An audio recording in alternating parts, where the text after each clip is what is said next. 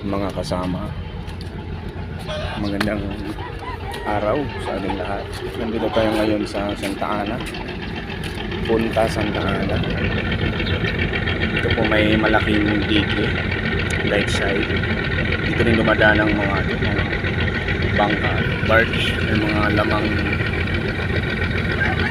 dry goods. Dito tayo minsan tumatambay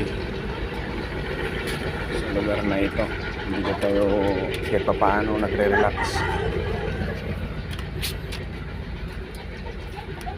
Kanina may ginawa kong experiment,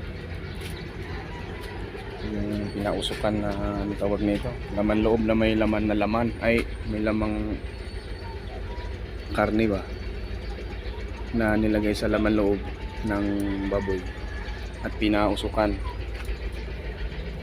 Nilagyan natin ng yero na medyo may 1.5 meters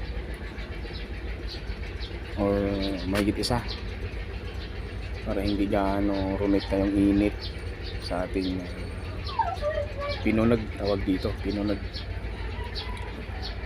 Ito siya, mga mag-iisang oras na pausok. More on smoke to, kaso nandito tayo sa lugar na medyo tipid din ang mga kausukan.